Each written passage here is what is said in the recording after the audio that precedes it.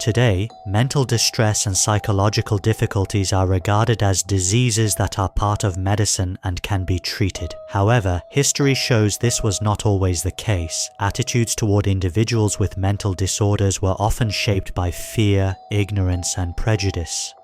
In earlier times, they were cast out from society, branded as possessed by the devil or a stain on their lineage. To drive out the so-called devil, people were chained and subjected to treatments beyond all reason. Historical records show that millions died under such torture. Survivors often spent their lives chained in the wards of asylums. Now let us take a journey into the worst of these institutions.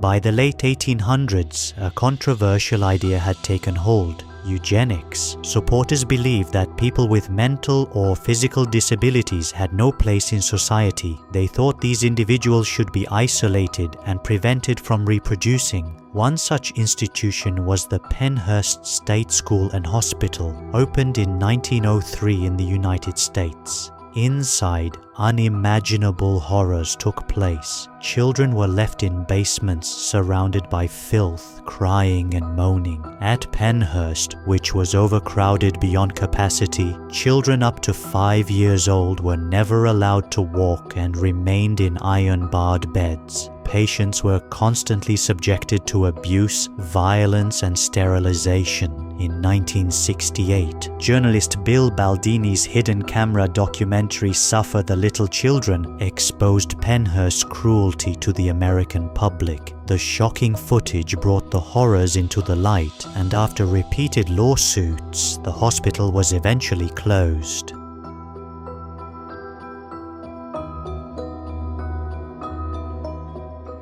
The year is 1784. In Vienna, by order of Holy Roman Emperor Joseph II, a massive asylum was built. The Fool's Tower, or Narrenturm, its 5-story circular fortress, was designed to isolate the mentally ill from society. It held 139 cells, each 13 square meters. Patients were chained to walls, given just enough food and water to survive. Chains grew into their skin, impossible to remove. Some were taken out for treatment, forced to walk until collapsing and dying from exhaustion. The belief was that extreme fatigue would purge bad habits and illness from the body. Others were given chemicals to induce seizures or partial paralysis, thought to bring healing. Though called modern for its time, Narrenturm was primitive and cruel. Today, it stands as a pathology museum of the University of Vienna. The year is 1931. We are at Pilgrim Psychiatric Center in Long Island. Its farm colony model promised healing through agricultural work. But by the 1950s, the patient population reached 14,000, making it the largest psychiatric hospital in the world. Overcrowding, lack of staff, and budget cuts turned the dream into a nightmare. Pilgrim became infamous for aggressive somatic therapies. Thousands of patients underwent lobotomies with little or no anesthesia. High-dose insulin, coma therapy, and electroshock were routine. Overused and uncontrolled, these methods caused memory loss, permanent brain damage, and death.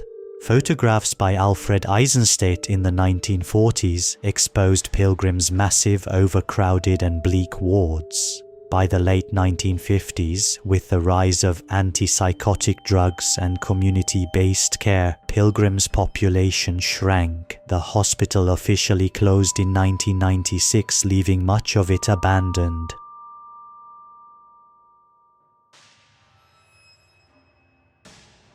In Ghent, Belgium, one of the leading psychiatrists of the 19th century, Dr. Joseph Guislain, founded a hospital in 1857 that bore his name. Though his ideas were relatively progressive, the institution became known for brutal practices.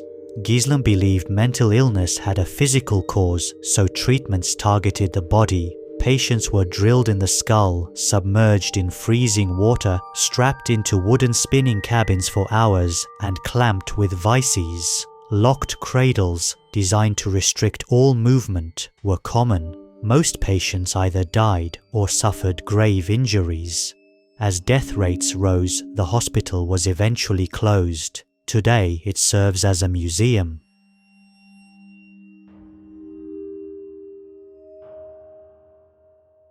Next, we stand before one of the oldest and most infamous asylums, Bethlem Royal Hospital. Founded in London in 1247 by a religious order, it first served as a hostel. By the 14th century, it became a place for those labelled mad. Its notorious practices included turning disobedient patients into circus exhibits and sending the compliant ones out as beggars. Visitors paid a penny to enter and could even prod patients with sticks. The treatments were inhumane. Trepanation, which drilled holes into the skull, rotation therapy, spinning patients from the ceiling, and cold water immersion meant to shock violent behavior into submission. Another was lobotomy, in which a tool resembling an ice pick was driven through the eye socket to sever neural connections in the brain. A turning point came with Edward Wakefield's visit. He witnessed emaciated patients, naked and chained to walls. His report caused a public uproar.